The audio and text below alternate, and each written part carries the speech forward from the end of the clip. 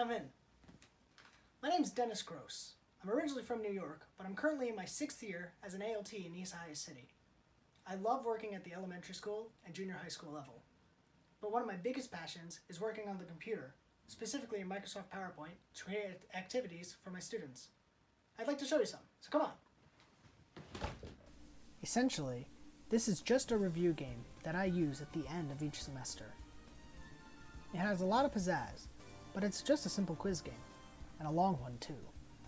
Going for this activity, it'll take almost an entire class period, so you need to prepare accordingly, and make sure it's alright with your teachers. Anyway, let's get into it. Firstly, I tend to divide my class into 6 different teams. This tends to be the best balanced number of groups to make this work. Then, I just go from Team 1 through Team 6 and have them answer questions. Let's see how the game works itself. We have points based on these icons up here. There's a Voltorb, Pokeball, Heart Container, and Toad. All of them are worth different points, as are indicated on the opening screen. Just click on them and make sure the points are applied when you write them down. We start with a pretty flashy intro, just to get the kids excited. It's all automatic after you click on the glowing smash orb. Ready?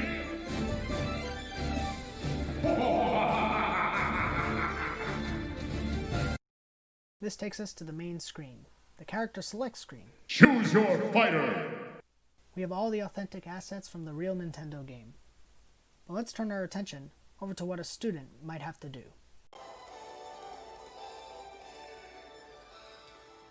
So, student at the elementary school and junior high school level, or maybe high school level, why don't you make a decision on which question you would like to answer on the board? I'd say A1. A1, okay.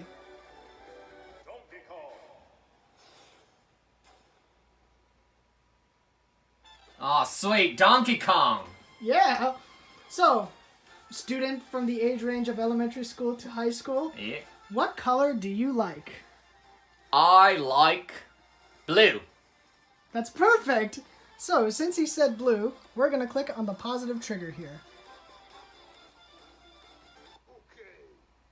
And his team gets Oh, yeah! 2 points!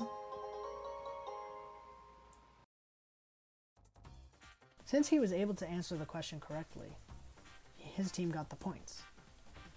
Now, on the board, the space that he chose, which was Donkey Kong, is filled in. We can no longer click on it. But let's see how another student will do with another question.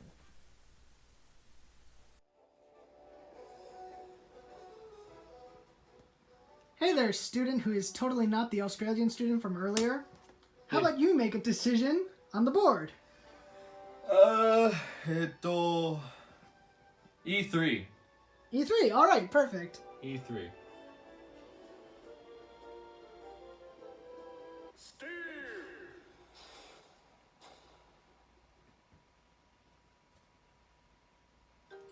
Alright, it's Minecraft. Student, did you eat lunch today? Yeah, I eat lunch spaghetti. Unfortunately, the student got it wrong, so we're gonna have to move and give him the negative trigger. Damn it! No points for his team, and we're back at the main screen. Sorry, buddy. And honestly, these 2 examples basically show how the entire game works. There are tons of different questions based on tons of different characters. In fact, there are 49 different spaces on the character select screen, which means that not every playable character from Super Smash Bros. Ultimate gets their own space. But I have made sure that every character appears somewhere within this game. Moreover, I constantly update the game whenever a new character is added. As of November 2020, the game is currently up to date with the real Super Smash Bros. Ultimate cast. In addition to these normal questions, there are hidden bonus points as well. This is simply to shave off some class time and to allow for some surprises. They have no question attached, and they go by quickly, but my students are often really glad to get these. It's pretty self-explanatory too. You see the points on screen, and apply them to the team that gets it. As with each slide having sounds, images, and music from their respective games, the main board also has music from every single Super Smash Bros. Game.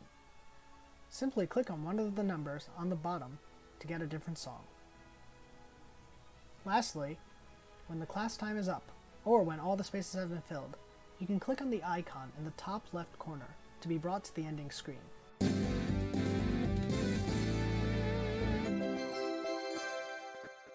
Wow! Incredible! Here's where I usually tally up the points and hand out stickers. And that's it. It's a very flashy review game, and since it's a template, it can be reused and adjusted based on your needs. All you have to do is change the questions. That means it can be applied to any grade level and any age bracket. There are more difficult programming aspects to this, even though it's running in PowerPoint. If you're going to change the animations, you'll need to be familiar with the animation pane. Or maybe you'll need to know how triggers work, to work on hyperlinks to other slides in the program, or to simply add sound effects.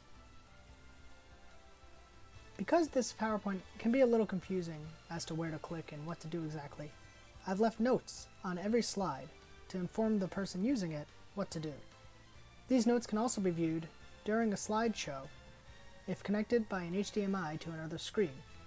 The notes will appear right here, and therefore you'll always know what to do. Just keep in mind that this game does take a long time to get through.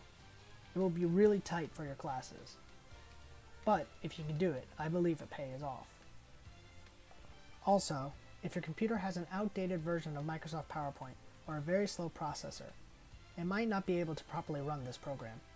Other than that, the game is basic in concept, but grand in execution.